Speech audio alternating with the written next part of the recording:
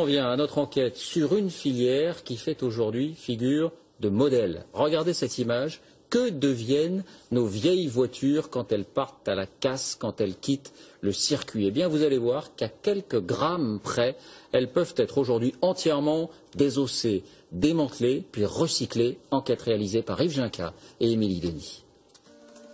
Un petit tas de poussière qui terminera à la décharge. Voilà tout ce qu'il reste de plusieurs centaines de voitures.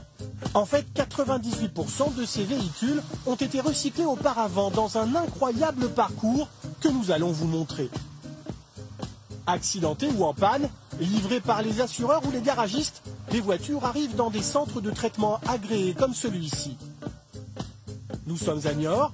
Ici, chaque année, 5000 automobiles sont démontées et stockées sur 6 hectares.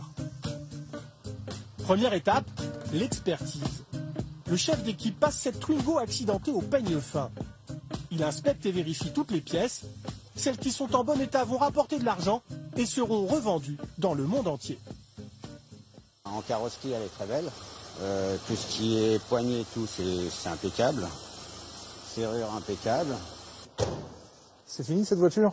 François Loget est le patron de l'entreprise. Il gagne sa vie en achetant les voitures à peine 100 €. C'est les belles celles-là, il y a pas mal de pièces. Qu'est-ce que vous avez fait?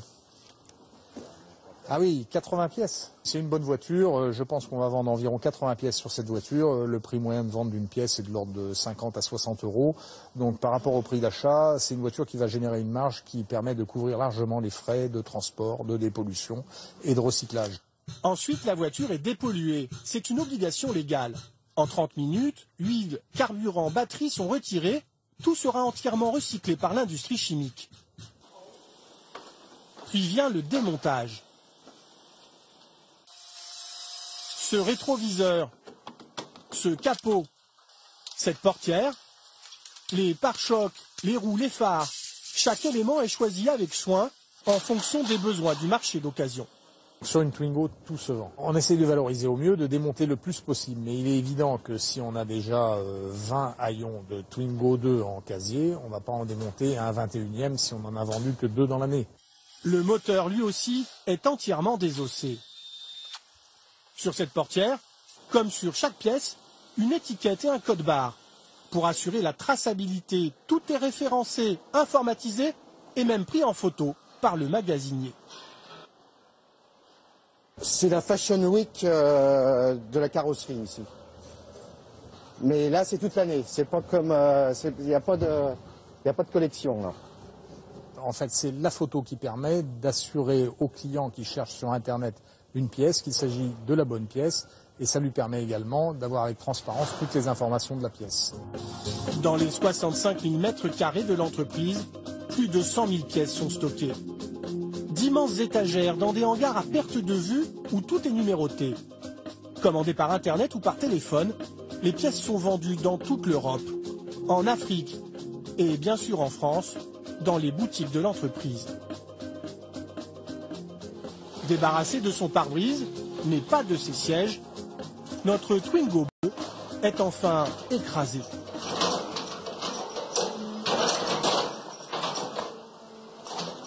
À ce stade, il reste encore les 2/3 du poids de la voiture. Environ 700 kg de métaux, de plastique, de mousse et de tissu qui seront rangés bien comme il faut en haut de la pile.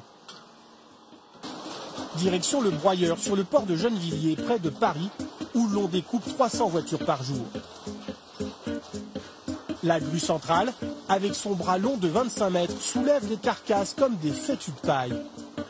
Elle alimente le broyeur, qui avale une voiture toutes les 30 secondes.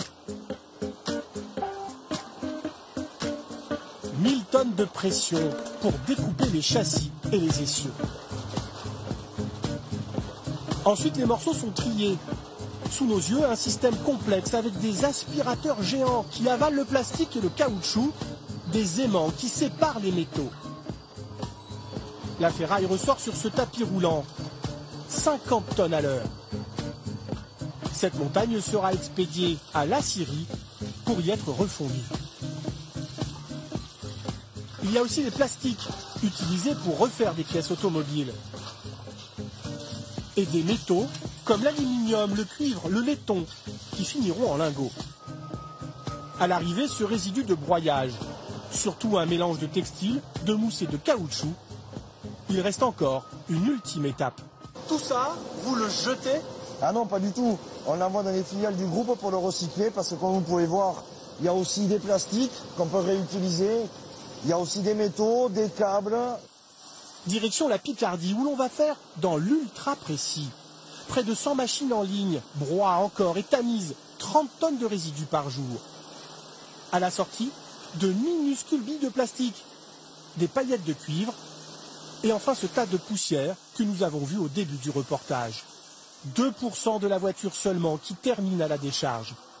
Chaque année, plus d'1 million de véhicules sont recyclés dans cette filière en pleine progression.